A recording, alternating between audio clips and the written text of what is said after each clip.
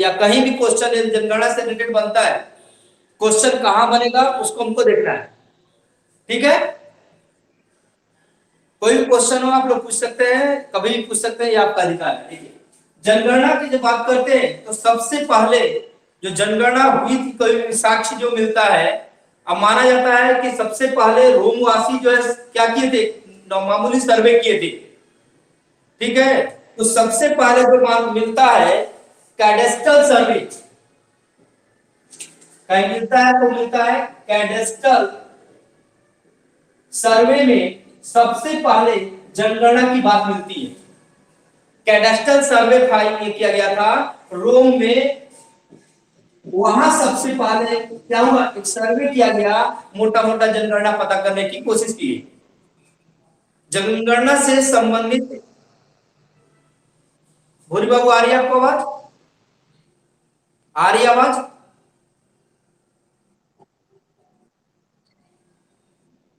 आवाज थोड़ा सा चेक करिए, आपको आ जाएगी।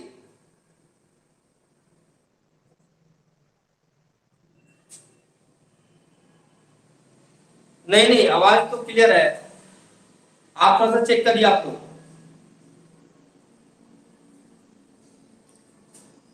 बढ़े आगे। तो सबसे पहले जो है, मैं आपको बता रहा था कि सबसे पहले जनगणना का जो है वह एक कैडेस्ट्रल सर्वे हुआ जो रोम में हुआ, और वहीं से सबसे पहले जनगणना के साक्ष्य मिलते हैं। दूसरा जो साक्ष्य मिलता है वह 1500 ईसा पूर्व के आसपास मिलता है।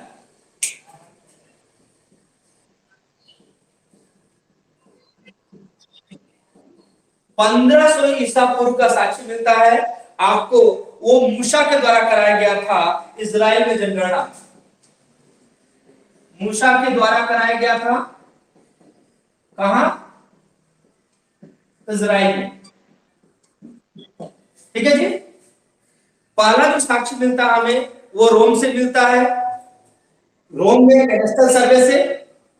उसके बाद जो दूसरा साक्ष्य मिलता है वो 1500 ईसा पूर्व, ईसा पूर्व क्लियर है सबको?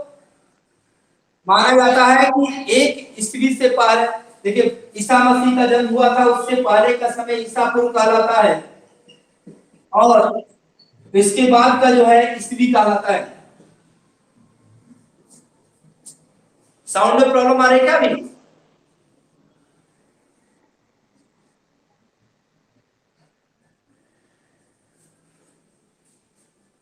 आ रही भूरी बाबू क्लियर?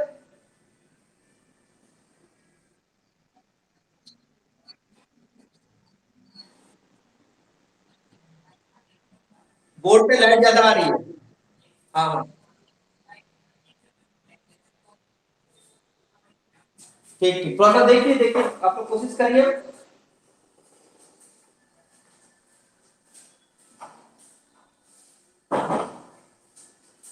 आप सही है? आप कुछ हद तक सही है?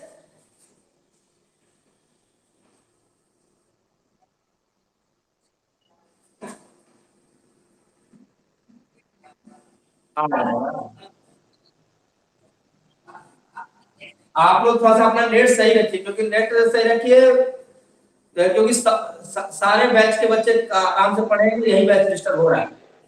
आइए देखिए, जनगणना की सबसे पहले प्रमाण मिलता है रोम में। रोम में मिलता है कहां, कैडेस्ट्रल सर्वे में। उसके बाद 1500 ईसा पूर्व में मूसा के द्वारा मिलता है, मूसा ने जनगणना कराई थी वो भी इजराइल में। ठीक है, ईसा ईसा मसीह के जन्म से पहले के समय को ईसा पूर्व बोला जाता है, और ईसा मसीह के जन्म के बाद को ईस्वी बोला जाता है। यह ऑलरेडी आपको पढ़ा बता चुका हूं मैं।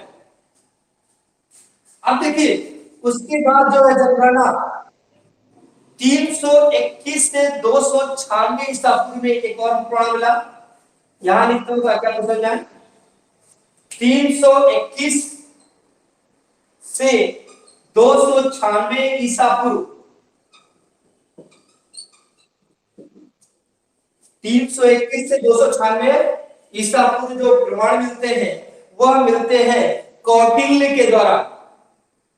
कौन सी किताब में?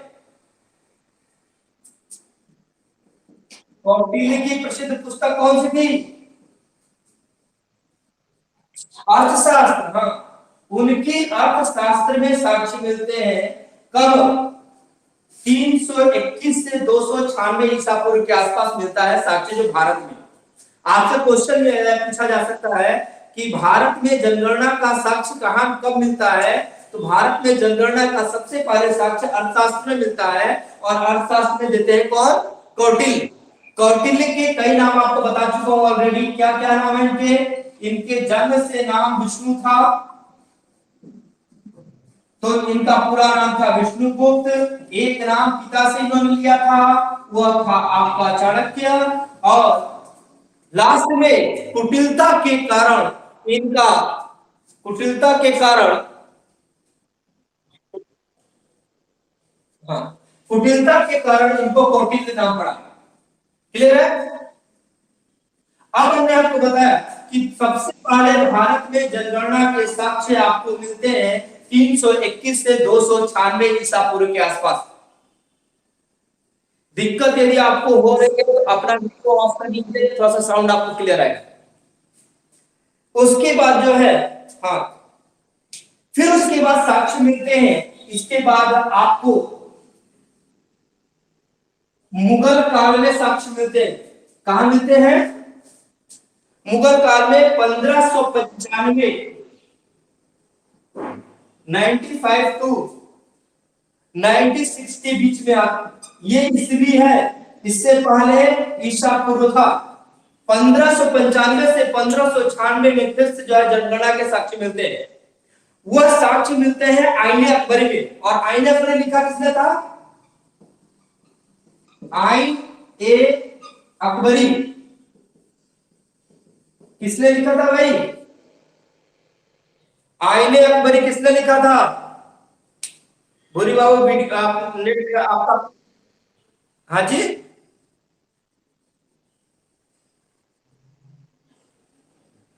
आपका शायद नेट स्लो है क्या?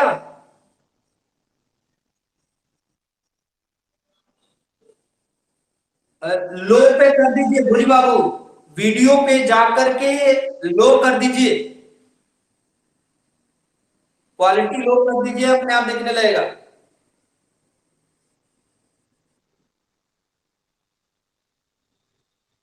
दिख रहा?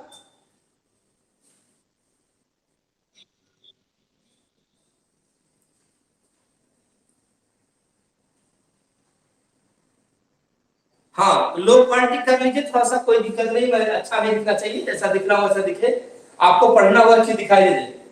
उसके बाद देखिए 1595 से 1596 के बीच में आईने अकबरी में जो है सब, इसके बाद मुगल काल में जनगणना की चर्चा हुई, और इसे लिखने वाले थे कौन? अबुल फजल। आईने अकबरी में किसने लिखा था? अबुल फजल। भारत में कहा जाता है कि सबसे पहले जनगणना की बात जो है वो अर्थशास्त्र में मिलती है।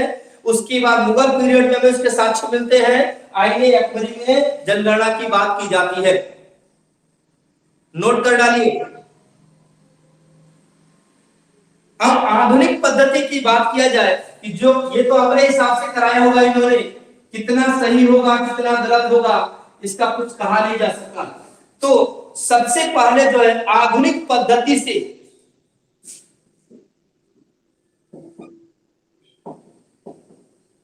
आधुनिक पद्धति से एवं सुव्यवस्थित रूप से एवं व्यवस्थित रूप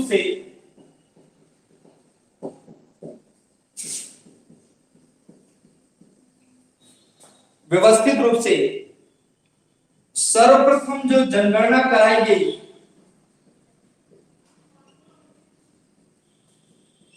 वह 1749 ईस्वी में 1749 में कराया गया था। कहां पर? स्वीडन में। 1749 में कहां कराया गया? स्वीडन।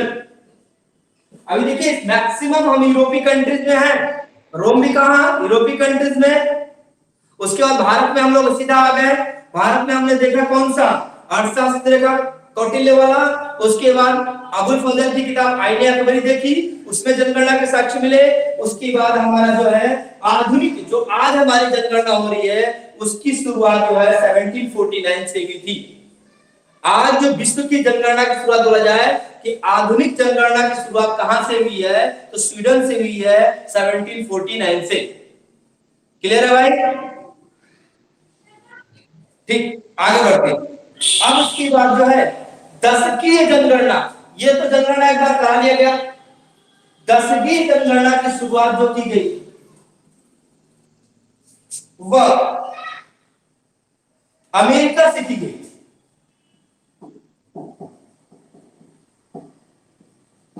भारत में कौन सी प्रणाली है जनगणना की?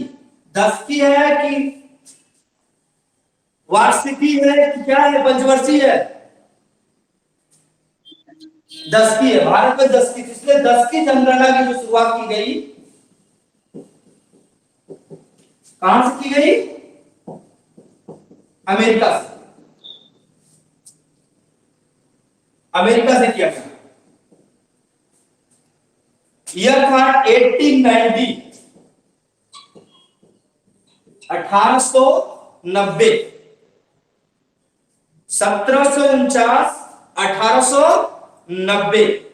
उसके बाद जो है इंग्लैंड में, अब देखिए अमेरिका के बाद फिर इंग्लैंड के बाद हम आएंगे क्योंकि ब्रिटिश हम पे शासन कर रहे थे। और भारत में जनगणना शुरुआत करने का श्रेय किसको दिया जाता है? ब्रिटिशों को दिया जाता है, लॉर्ड मेयो को दिया जाता है, लॉर्ड रिपन को दिया जाता है। ठीक है, तो इसलिए बेटा जी भारत में आने से पहले आपका इंग्लैंड में सर्वप्रथम जनगणना पूछा जाए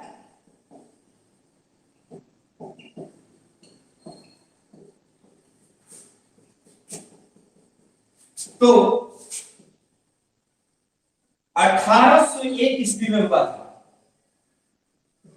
अमेरिका से पहले, अमेरिका से पहले हुआ था, लेकिन दशकीय जनगणना शुरुआत करने का श्रेय किसको दिया जाता है? अमेरिका को दिया जाता है। क्लियर? चलिए अब आइए ब्रिटिश भारत की बात करते हैं। भारत में आ जाते हैं, आपको सीधा सीधा भारत में आना है बेटा, सीधा सीधा हम लोग भारत में आते हैं। भारत की बात करते हैं तो भारत पहले भारत नहीं था, ब्रिटिश भारत था भाई। ब्रिटिश तो 1600 ईस्वी के आसपास ब्रिटिश भारत में आए और उन्होंने हमको जब का शासन किया। बक्सर का युद्ध हुआ, प्लासी का युद्ध हुआ, उसके बाद हमने 1773 के रेगुलेटरी एक्ट के द्वारा पे शासन किया। शासन करते करते करते समय के अनुसार उन्होंने हमारे अनुसार कानून, हमारे लिए कानून बनाया और धीरे धीरे उनको रियलाइज हुआ कि भारत में जनगणना भी कराई जानी चाहिए कि पता चले कितने लोगों पे आपको क्या करना है, शासन करना है। धीरे धीरे हमने क्या किया, ब्रिटिश भारत में हमने एक बार क्या किया, सबसे पहले ब्रिटिश भारत की जब बात किया जाता है तो 1872 में सबसे पहले जनगणना कराई। 1872 ब्रिटेन में हुआ, 1801 में और यहां हुआ 1872 में। 1872 में भारत में पहली जनगणना कराई गई।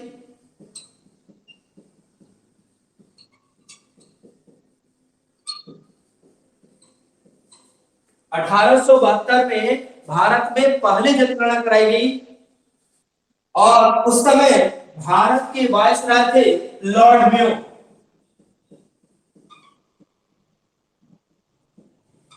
ठीक, यह पहले अंतिम कहा जाए वायसराय ऐसे थे जिनकी हत्या की गई थी भारत में। कहां पर? अंडमान निकोबार द्वीप समूह में। वहां के कैदियों ने इनसे हत्या किया और इनको मार डाला। भारत के पहले ऐसे वायसराय थे, एकमात्र ऐसे वायसराय थे जिनकी हत्या भारत में की गई थी। और भारत में जनगणना की शुरुआत कराने वाले में कौन थे? आपके लॉर्ड मेयो थे 1872 में। लेकिन इसको व्यवस्थित रूप प्रदान किया 1881 में। सॉरी, व्यवस्थित जनगणना और दशकीय, याद रखिएगा, दशकीय जनगणना की शुरुआत किसके द्वारा किया गया था? दशकीय जनगणना की शुरुआत अमेरिका के द्वारा किया गया था। तो भारत में दशकीय जनगणना की शुरुआत 1881 में हुई थी और इसे कराने का श्रेय दिया जाता है लॉर्ड रिपन को। Lord Ripon.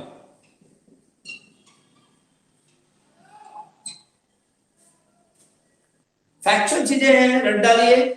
अब उसके बाद 2011 की जनगणना के बारे में हम लोग बात करते हैं। बिठा दे इसको।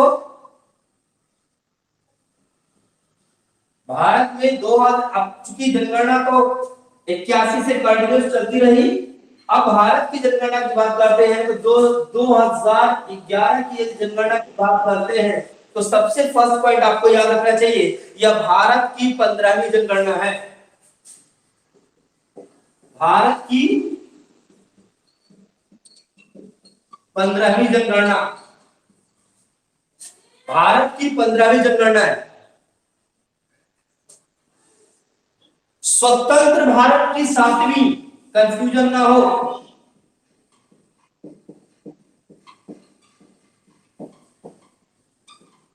स्वतंत्र भारत की 7वीं जनगणना। भाई 1947 के बाद देखेंगे ना, काउंट करेंगे तो 7वीं जनगणना थी, और जब से 1981 से शुरू हुआ था तब से 15वीं जनगणना थी। क्लियर? भूरी बाबू आप हो गए क्या? कैसे दो चार स्टूडेंट हैं वो भी गायब हो जाते हैं।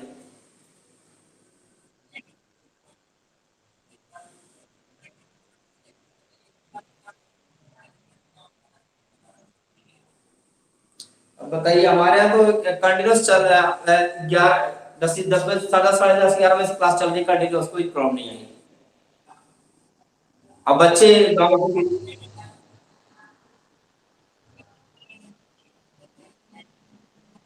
चलिए कोई बात, आइए देखिए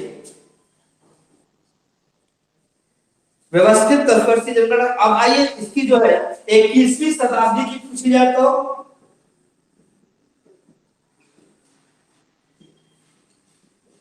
दूसरी जनगणना है कि नहीं है भाई? 2001 वाली और 2011 की, 21वीं शताब्दी की यह दूसरी जनगणना है।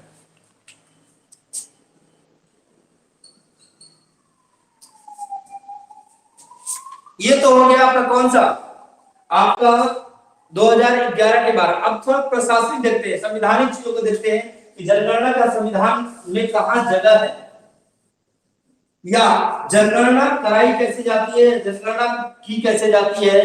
तो प्रशासनिक स्वरूप डालिए हेडिंग, प्रशासनिक स्वरूप।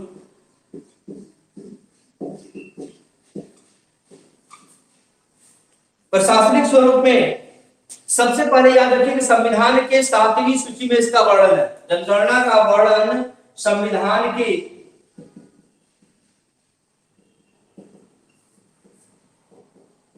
7वीं अनुसूची में,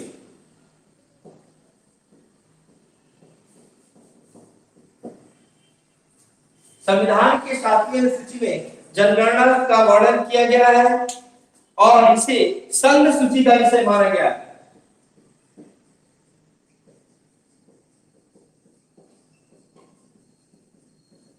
नॉर्मली क्वेश्चन यही आ जाएगा, जनगणना किस सूची का विषय है? संघ सूची का, समवर्ती सूची का, राज्य सूची का, इनमें से कोई नहीं। तो क्या मानेंगे? संघ सूची मानेंगे। क्लियर?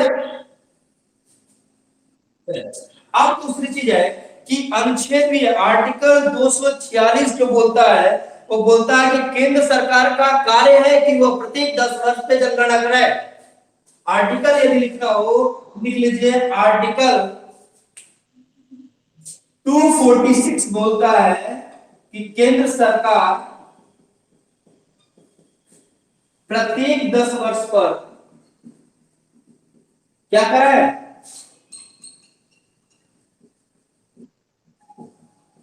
मतलब जनगणना कराने का काम कौन करेगा? केंद्र सरकार करेगी। और आदेश कौन सा देता है आपका? आर्टिकल 246।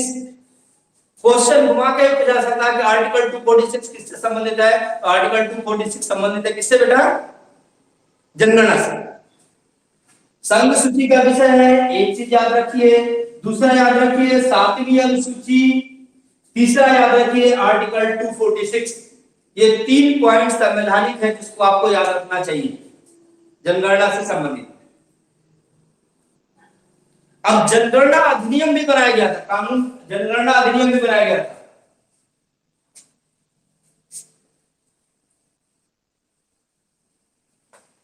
जनगणना अधिनियम 1948 है।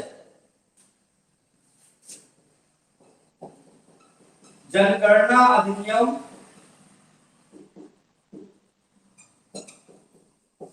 यदि मैचिंग में आ जाए तो 1948 याद रखिएगा। यदि मैचिंग में आ जाए तो 1948 जनगणना अधिनियम 1948। 1968 में, सॉरी 1961 में, थोड़ा फैक्चुअल चीजें समझ लीजिए पहले। 1961 में जनगणना विभाग का गठन किया गया।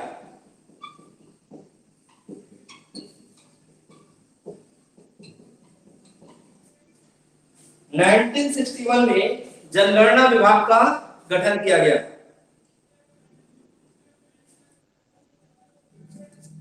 इसके द्वारा MHA होम मिनिस्ट्री के द्वारा, ministry of home affairs, question यही पूछेगा कि जो है जनगणना विभाग का गठन किस मंत्रालय के तहत किया गया? मिनिस्ट्री ऑफ होम अफेयर्स के द्वारा, गृह मंत्रालय के द्वारा किया गया। जी क्लियर है जी? इसका केंद्रीय अधिकारी जो होता है, किसका? जनगणना विभाग का केंद्रीय अधिकारी होता है महारजिस्ट्रार एवं जनगणना आयुक्त।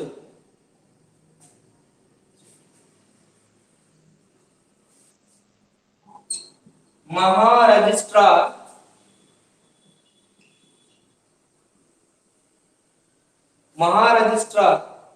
एवं जनगणना आयुक्त।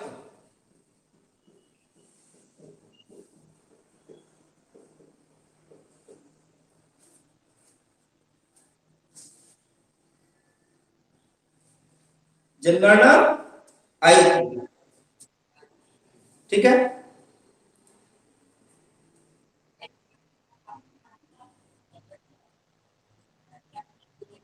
केंद्रीय अधिकारी जो होगा इसका, सेंट्रल जो ऑफिसर होगा वह महारजिस्ट्रार एवं जनगणना आयुक्त होगा। सेंट्रल ऑफिसर जो होगा वो महारजिस्ट्रार एवं जनगणना आयुक्त। चलिए नेक्स्ट पॉइंट देखिए थोड़ा सा। अब देखिए ये तो सेंट्रल ऑफिसर हो गया, स्टेट ऑफिसर कौन होगा?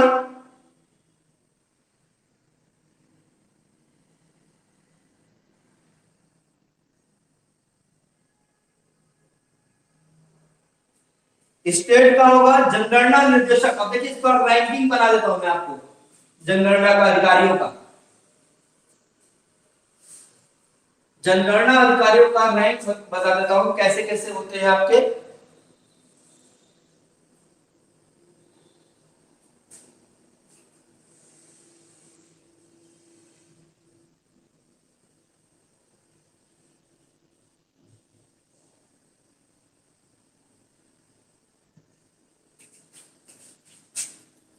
केंद्र में कौन होगा? महारजिस्ट्रार एवं जनगणना, महारजिस्ट्रार एवं जनगणना आयुक्त किस लेवल पे होगा? केंद्र में, सेंटर पे बैठा होगा। उसके नीचे राज्य में होगा जनगणना निदेशक। जनगणना निर्देशक ये राज्य स्तर पे होगा। राज्य स्तर का सर्वोच्च अधिकारी कौन होगा? जनगणना निर्देशक होगा। उसके बाद क्षेत्रीय, क्षेत्र में ब्लॉक लेवल की बात करते हैं तो क्षेत्रीय अधिकारी के रूप में होगा आपका क्षेत्रीय उप निर्देशक। ये अधिक हो सकते हैं, राज्य में बहुत सारे हो सकते हैं। जितना बड़ा राज्य होगा उतने ज्यादा आप क्षेत्रीय उप निर्देशक कर सकते हैं क्षेत्रों के लिए।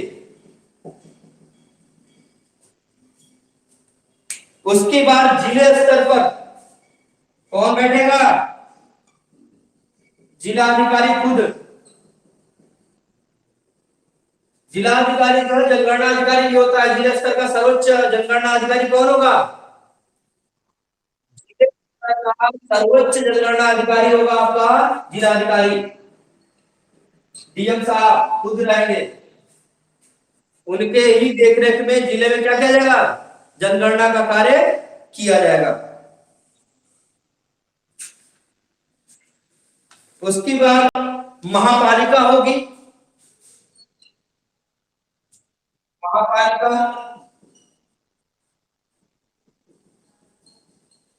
तो महापालिका में मुख्य नगर अधिकारी,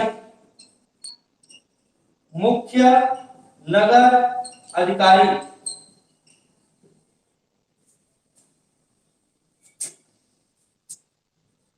उसके बाद तहसील पे आ जाएगा आपका उप जिलाधिकारी।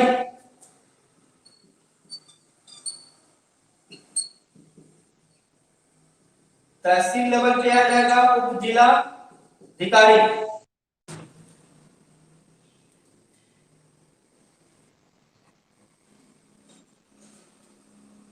हाँ जी, आ गए।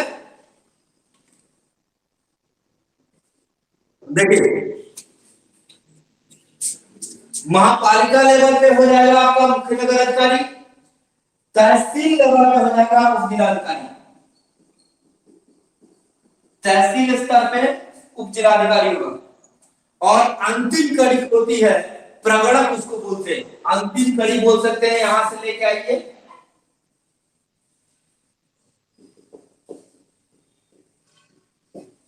कौन होता है? प्रगणक, जो डेटा कलेक्शन का काम करता है। और डेटा कलेक्शन का काम कौन करेगा भाई? सामान्यतः शिक्षक को ही लगाया जाता है। प्राथमिक विद्यालय के शिक्षक को ही जनगणना में लगाया जाता है। अब गवर्नमेंट जो है अन्य विभाग के लोगों को भी जनगणना में लगा रही है, केवल प्राइमरी स्कूल के अध्यापक ही नहीं लग रहे हैं। तो याद रखिएगा कि ये पूरा स्ट्रक्चर है किसका? जनगणना कराने का। ऊपर से लेकर के नीचे तक देखिए, महारजिस्ट्रार जनगणना आयुक्त, उसके बाद राज्य स्तर पे जनगणना निदेशक, क्षेत्रों, राज्य में बहुत सारा क्षेत्र है तो क्षेत्र वाइज क्षेत्र, जोनल वाइज जोन बना देंगे। जोनल जो डिप्टी डायरेक्टर हो जाएगा। उसके बाद डीएम साहब हो जाएंगे जिले लेवल पे। उसके बाद मुख्य नगर अधिकारी, नगर आयुक्त है तो वहां नगर के रखेंगे उसके लिए। उसके बाद उप जिलाधिकारी तहसील लेवल पर रहेगा। और फिर उप जिलाधिकारी के अंडर में जो है हमारे प्रगणक रहेंगे, जो जनगणना का डेटा कलेक्ट करेंगे। ये जनगणना का नीचे से ऊपर का क्रम है। जैसे मैंने आपको बताया था, राज्य निर्वाचन आयोग अलग होता है, केंद्रीय निर्वाचन आयोग अलग होता है। दोनों का कोई एक दूसरे से रिलेशन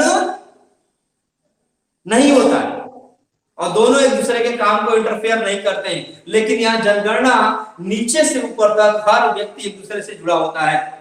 हर नीचे वाला प्रगणक महोदय उप जिलाधिकारी को रिपोर्ट करेंगे, उप जिलाधिकारी महोदय मुख्य नगर अधिकारी को रिपोर्ट करेंगे, मुख्य नगर अधिकारी महोदय डीएम साहब को रिपोर्ट करेंगे, डीएम साहब क्षेत्रीय उप निदेशक को रिपोर्ट करेंगे, वो फिर जनगणना निदेशक को रिपोर्ट करेगा और लास्ट में जो है महाराष्ट्र जनगणना आयोग को रिपोर्ट कर दी जाएगी और जनगणना हमारी क्या हो जाएगी? कंप्लीट हो जाएगी। क्लियर? यहां तक कोई डाउट हो तो पूछ लीजिए।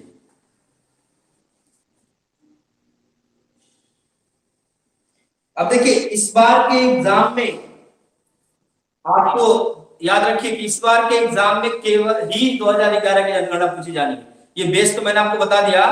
2011 की जनगणना का डेटा आप इस बार क्या करें तो अगली बार आप जैसे 2021 की जनगणना आ जाएगी, 22 तक जो है हमारी क्या आ जाएगी? 2021 की जनगणना आ जाएगी। तो इस बार के एग्जाम के लिए या 21 के एग्जाम के लिए हो सकता है तुलनात्मक कुछ दिया जाता है तो 2000 इससे क्या क्या आता है। तो मैं सिद्धांत आपको मेन बता देता हूं। अब थोड़ा सा आगे आते हैं कि जनसंख्या भारत में, भारत की बात करते हैं, भारत में जनसंख्या वृद्धि कैसे हुई है बेटा? इसको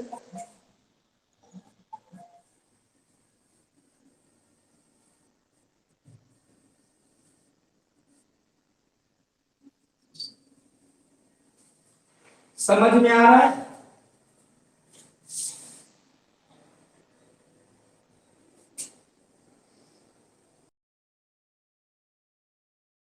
जनगणना के लिए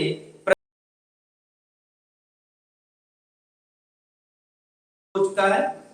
देखिए कब ये लोग अपना कमेटी बनाने का काम करेंगे। अब थोड़ा देखते हैं जनसंख्या वृद्धि, भारत की जनसंख्या वृद्धि के बारे में बात करते हैं। भारत की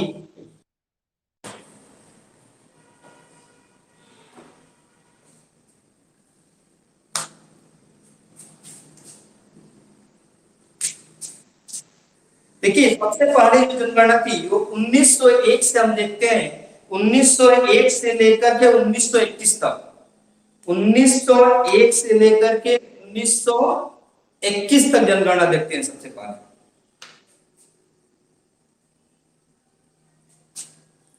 जिसको स्थिर जनसंख्या की अवधि कहा जाता है।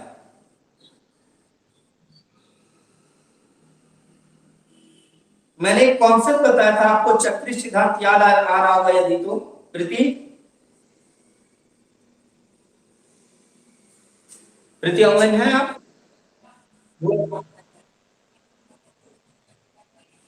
बोल रहा हूं कि चक्री सिद्धांत बताया था मैं, तो मैंने बताया था कि जब हमारी जनरेशन होती है तो प्रत्येक 7वीं पीढ़ी पतन की ओर जाती है विलासिता के कारण। समाजशास्त्र में हम लोग पढ़े थे इसको। तो वही पॉइंट याद रखना है कि जनसंख्या भी पहले बहुत ज्यादा बढ़ रही थी, फिर जनसंख्या स्थिर हुई, फिर जनसंख्या घटने लगी, फिर जनसंख्या बढ़ने लगी, फिर जनसंख्या बैलेंस होती चली। ऐसे जनसंख्या में भी उतार चढ़ाव आया है और उसी को हमें याद रखना है। ठीक है, देखिए सबसे पहले जो थी 1901 से 1921 की जनगणना, 1901 से 1921 की जनगणना, इसको बोला जाता है स्थिर जनसंख्या की अवधि। स्थिर जनसंख्या की अवधि मतलब इस समय 1901 से 1921 के बीच में जनसंख्या क्या थी? स्थिर सी हो गई थी। कारण क्या था? मृत्यु दर अधिक था और जन्म दर और मृत्यु दर में बहुत कम अंतर था, मतलब दोनों ज्यादा थे। मृत्यु दर भी अधिक था,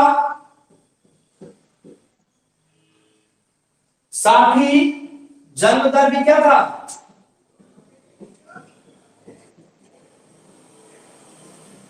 अधिक था। मतलब मृत्यु दर भी खूब बढ़ रही थी, लोग मर भी रहे थे खूब और खूब ज्यादा पैदा भी हो रहे थे। जब किसी भी जगह की जनसंख्या बढ़ेगी भी, पैदा भी मान लीजिए 50 हो रहे हैं 30 मर रहे हैं, 50 हो रहे हैं 30 मर रहे हैं, मतलब कहने का मतलब जितना पैदा हो रहे हैं उतना ही लगभग जो है मर जा रहे हैं। तो कहने का मतलब है कि इस समय जनसंख्या क्या हो जाएगी? स्थिर हो जाएगी। आ रहा समझ? तो जब भी आपकी ये क्या थी और मृत्यु दर अधिक होने का कारण महामारी थी, खाद्य पदार्थों का अभाव था, दुर्भिक्षा थी, बहुत बुरी कंडीशन थी, इसलिए जो है और लोग इसीलिए पैदा भी करते थे ज्यादा ज्यादा, दो चार बच गया तो ठीक है। ठीक है, जन्म दर और मृत्यु दर में अंतर बहुत कम था, इनमें अंतर बहुत कम था।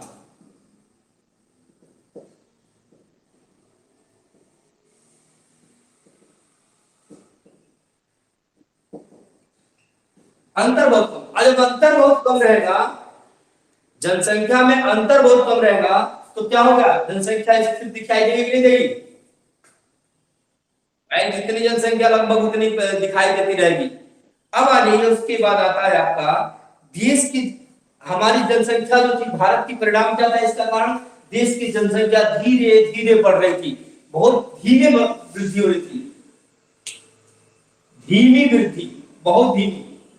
परिणाम बोल सकते हैं धीमी वृद्धि। भारत में जनसंख्या बढ़ तो रही थी लेकिन बहुत ही धीमी बढ़ रही थी। उसके बाद आता है 1921 से 1951 का काल।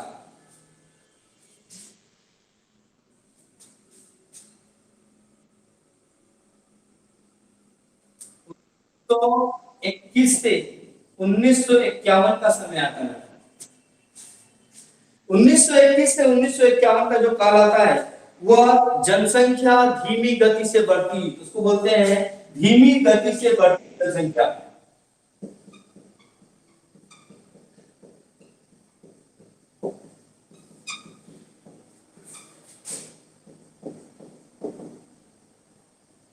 धीमी गति से बढ़ती जनसंख्या।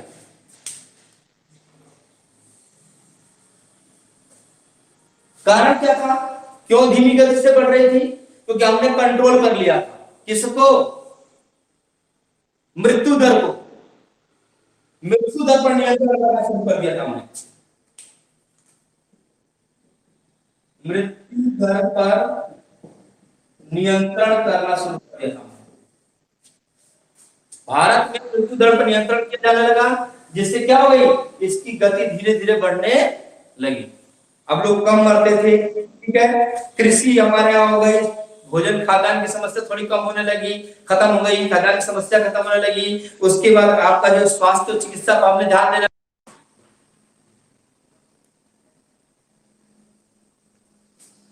देखिए हाँ, 1921 से 1951 की धीमी गति से मृत्यु दर पर हमने धीरे धीरे नियंत्रण स्थापित कर लिया था, शुरू किया, मृत्यु पर नियंत्रण स्थापित करना शुरू किया। अब जो है इस समय क्यों, कैसे हो गई मृत्यु दर, कैसे कम हो गई? क्योंकि स्वास्थ्य पे हमने ध्यान दिया, स्वास्थ्य सुविधाओं पर ध्यान दिया थोड़ा। 1921 से 51 की देखिए ब्रिटिश जो है क्या हो गए, थोड़ा संविधान रखिए। 1921 से 51 में ब्रिटिश भारत के लिए थोड़ा अच्छा सोचने लगे थे, क्योंकि हमारे यहाँ राष्ट्रवादी एक्टिव हो गए थे, हमारे यहाँ जो राजनेता थे वो एक्टिव हो चुके थे, वो अपनी हक की, अपने अधिकार की मांग कर रहे थे, स्वराज की बात होने लगी थी, अपने संविधान की मांग करने लगे थे। तो इस समय जो है हमारे स्वास्थ्य के ऊपर भी ध्यान देने लगे और स्वास्थ्य सुविधाओं पर भी ब्रिटिश हुकूमत ध्यान दी, जिससे हमारी क्या हो गई, जो मृत्यु दर हो गई वो थोड़ा कम हुई। और कृषि को बढ़ावा मिला। कृषि को पहले क्या नील की खेती कराते रहते थे या अफीमी उगाते रहते थे, अब धीरे धीरे कृषि को बढ़ावा मिलने लगा और खाद्यान्न में भी हमारे पास होने लगे, खाद्यान्न आत्मनिर्भरता बनने लगी। इससे जो है मृत्यु दर पे नियंत्रण हुआ। अब उसके बाद जो है देश में जनसंख्या लगभग स्थिर से उत्तरोत्तर वृद्धि क्यों चले, छोड़िए इसको, आप आगे नेक्स्ट याद रखिएगा इसको।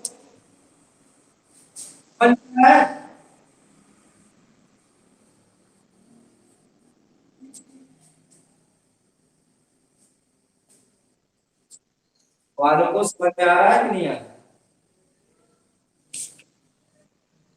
1900, हाँ चलिए, 1951 से 1981 का समय, 1951 से 1981 का समय,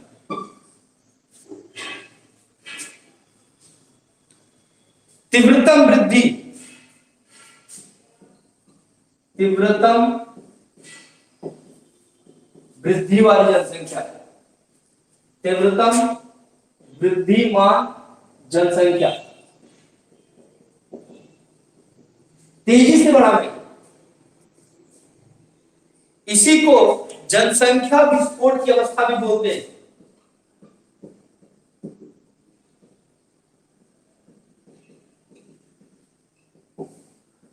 पूछा जा सकता है आपसे कि भारत में जनसंख्या विस्फोट की अवस्था कब आई? 1951 के आसपास, ठीक है जी।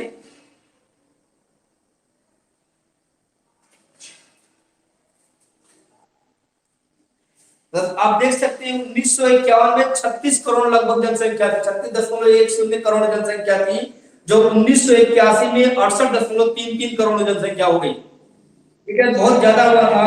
कारण क्या था कि विकास कार्य हो रहा था, खाद्य आपूर्ति में सुधार हो गया था, स्वास्थ्य सुविधाएं मिलने लगी थी, लोग मरना कम हो गए थे। सबसे ज्यादा जीवन प्रत्याशा कहां है? सबसे ज्यादा जीवन प्रत्याशा कहां की है? जापान की है, क्योंकि जापान के पास टेक्नोलॉजी है, वो अपने वृद्धों को जल्दी मरने नहीं देते। जापान के पास क्या है जी, इतनी टेक्नोलॉजी, इतना चीज है, वो क्या करते हैं, अपने वृद्धों को मरने नहीं देते, इसलिए वहां ज्यादा है।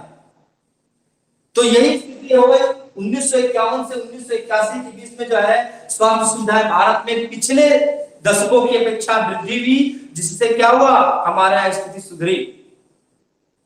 ठीक है, आ रहा हुआ हरित क्रांति भी आ चुकी थी 1966 में। तो हरित क्रांति खाद्यान्न निर्भरता को क्या करने लगा था, बढ़ाने लगा था। खाद्यान्न की भी समस्या समाप्त होने लगी थी। तो मतलब कहने का मतलब है कि जनसंख्या विस्फोट होगा ही होगा, क्योंकि जनसंख्या रुकने का नाम नहीं ले रही थी और लोग जागरूक नहीं थे। सिद्धांत पढ़ेंगे जनसंख्या के सिद्धांत, जनसंख्या सिद्धांत कौन कौन दिया है, क्या क्या दिया है। तो जनसंख्या का जब सिद्धांत पढ़ेंगे वहां देखेंगे कैसे विस्फोट हो जाता है। लोग जागरूक नहीं है, जन्म दर तो बढ़ती जा रही है, मृत्यु दर क्या हो गई, कम हो गई। यहां कंडीशन क्या होगी, जन्म दर बढ़ेगी और मृत्यु दर कम होगी, तभी तो होगा भाई। संधारण प्रति, चलिए आगे बढ़े। अब उसके बाद है 1981 के आगे की जनसंख्या।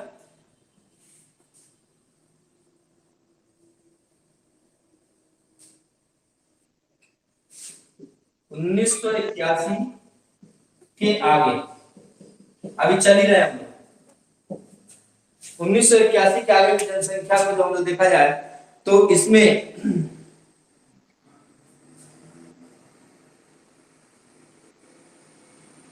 जनसंख्या के वृद्धि में गिरावट आई है। क्यों? जनसंख्या के वृद्धि दर में गिरावट आई, क्यों?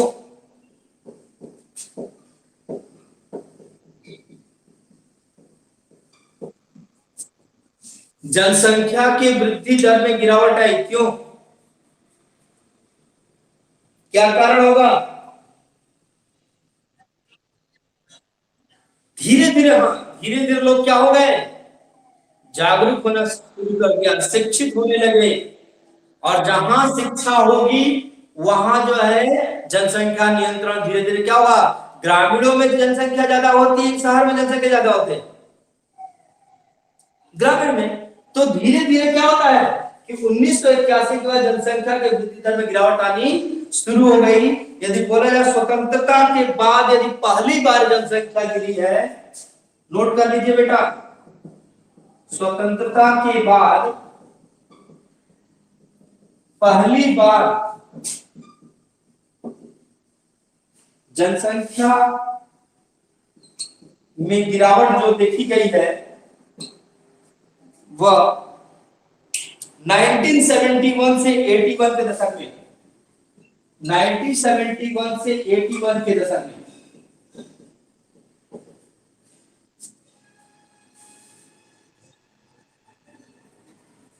इकहत्तर से 81 के बीच में।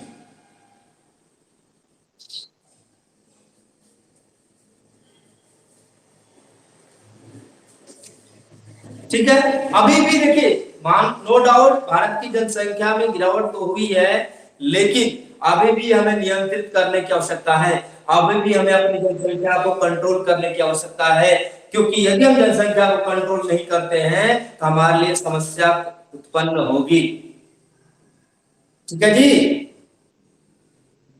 चलिए नेक्स्ट आइए। ये आपका एक मोटा मोटा 2-3 पॉइंट लिख लीजिएगा कि 1900 नोट करके लिखिएगा, 1911 और 21 के दशक में जनसंख्या ह्रास आई थी सबसे पहले।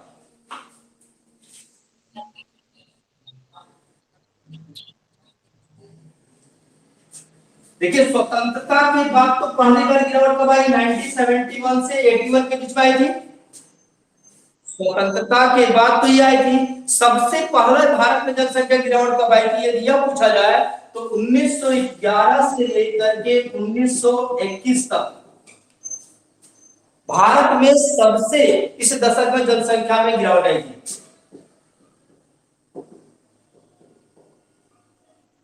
पहली बार। इसीलिए 1921 को क्या बोला जाता है प्रीति, महान विभाजक वर्ष बोला जाता है। किसको? ये पूछा गया है। यह क्वेश्चन पूछा गया है कि जनगणना का कौन सा वर्ष महान विभाजक वर्ष के रूप में जाना जाता है, क्योंकि 21 तक जनसंख्या में गिरावट आई और उसके बाद फिर यहां से जनसंख्या क्या हुई, बढ़ना शुरू हो गई, तीव्र गति से बढ़ी। 21 के बाद 1921 के बाद जनसंख्या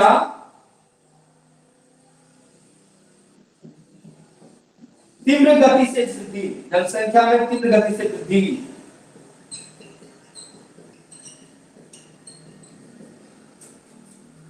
इसीलिए तो क्या बोलते हैं, महान विभाजक वर्ष के रूप में जाना जाता है। क्लियर है बच्चों?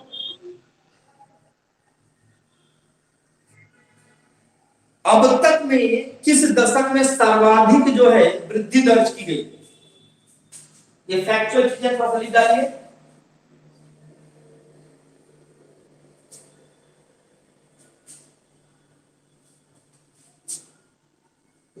अभी तक जो है, अभी तक में 1961 से 1971 के बीच जो है इस दशक में सर्वाधिक वृद्धि दर्ज की गई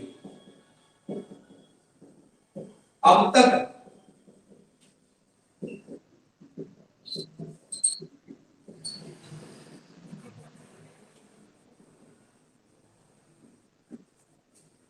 नाइनटीन 71 के दशक में सर्वाधिक वृद्धि दर्ज की गई थी।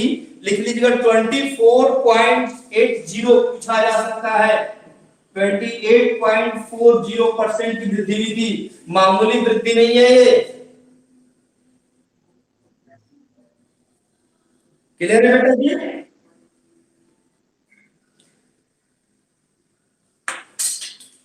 जबकि हमारा 2001 से लेकर के 2011 में कितना वृद्धि हुआ था? हाँ, कितना 10 की वृद्धि था? 17.70%। 17.70%। और यहां कितना था? 28 देख रहे हैं यहां कितना ज्यादा वृद्धि हुआ है। तो हाँ, तो ये वार्षिक, और यदि ये क्या है 10 की वृद्धि है, यदि वार्षिक वृद्धि देखा जाए, इसी में अभी पढ़ाएंगे आपको, 2011 जनगणना पढ़ाना है। वार्षिक वृद्धि यदि आपसे पूछा जाए तो 1.64% बढ़ रहा है।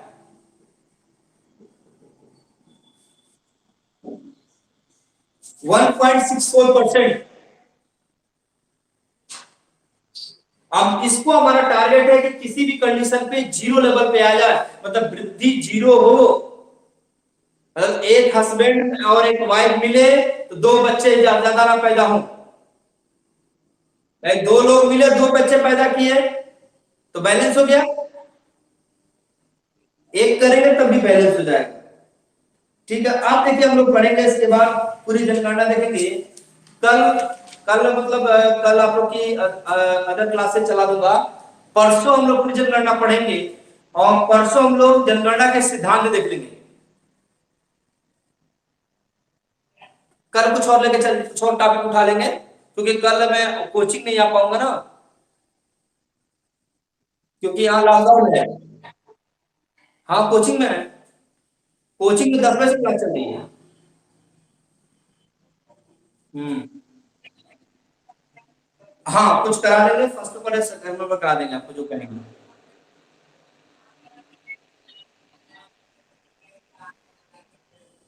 क्या चीज?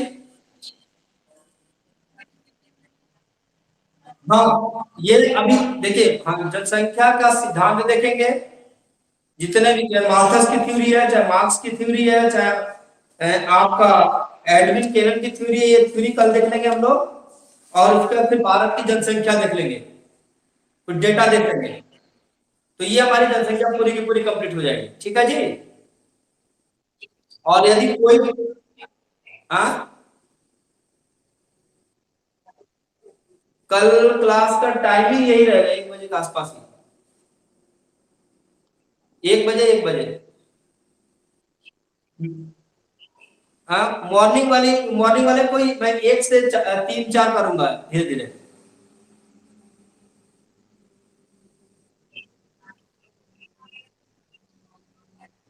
नहीं नहीं, मॉर्निंग वाले बंद कर देंगे, 1 से 3 कर देंगे, तो पीसीएस वालों को दिक्कत हो रहा है, उनका बैच डिस्टर्ब हो जाता है पूरा। हाँ नहीं, क्योंकि आप लोग का दोपहर आप भी फ्री रहते हो, और क्लास क्लास का टाइमिंग रहता है, कोई डिस्टर्ब भी नहीं करेगा।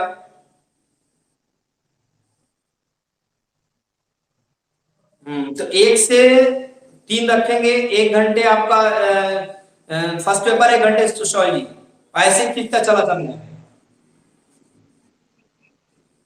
ठीक है, अब ये लोग कनेक्ट हो, क्या है, कनेक्ट होंगे अभी?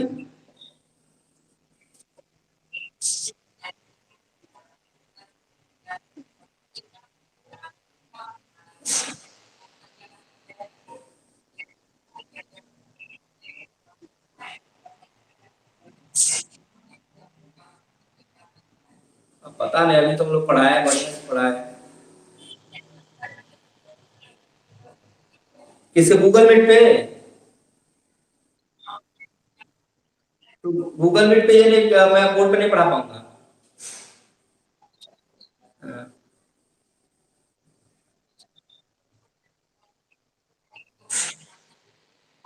नहीं, दूसरा चीज ये है कि ये वीडियो जो हम बना रहे हैं ना क्लासली, ये कल जो है, कल 10 11 बजे तक अपने आप आ जाएगा, वही रिकॉर्ड हो गए। हाँ मतलब जहां आप लोग जो ऐप डाउनलोड किए हो ना, उसी में रिकॉर्ड होके आ जाएगा अपने आप, 24 घंटे के बाद। तो जो डाउट रहेगा उसमें से देख लेना। हाँ नहीं, उसमें कुछ नहीं है, उसमें नहीं है, इसमें अभी कल का जो हम लोग किए थे क्लास आधे घंटे ना, उसकी रिकॉर्डिंग आ गई है, उसमें आ गई है। तो उसको ऊपर स्लैश स्लैश करके रिकॉर्डिंग पे जाओगे तो देखोगे तो मिल जाएगा। बाकी वाला भी मिलेगा, वो भी मिलेगा, दोनों रिकॉर्डिंग मिलेगी उसकी। ये इसका फायदा है कि आप मिस भी करते हैं तो आपके पास चांस रहेगा रहने मिलने का।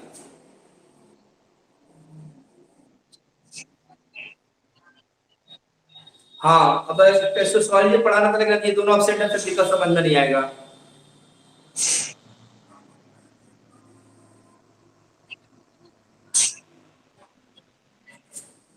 हाँ हाँ, ठीक है, देख लीजिए, तो देखिए फिर करते हैं, कल क्लास आपकी 1 बजे रहेगी। कल समाजशास्त्र की कवर कर दूंगा, ठीक है। हाँ हाँ ठीक है, अब आप वो भेज दीजिएगा, आप बोल दीजिएगा कि कल जो है 10 11 बजे के बाद ये वीडियो उनको मिल जाएगी, वो उसी पे वीडियो पड़ी होगी, तो उसको देख देख करके एक बार समझ लेंगे, ठीक है। हाँ भैया, अब देखिए गांधी चल रहे हैं, गांधी के बाद अम्बेडकर, अम्बेडकर चलेंगे। हाँ, गांधी को कंप्लीट करके अम्बेडकर को खींचूंगा मैं। अम्बेडकर चलेंगे, नहीं तो अम्बेडकर, हाँ अम्बेडकर ही चलेंगे, 2 3 थिंकर ये करा दूंगा इंडियन का, उसका फिर से आ जाऊंगा वेस्टर्न पे, फिर नेट का फोकस करूंगा मैं। हाँ,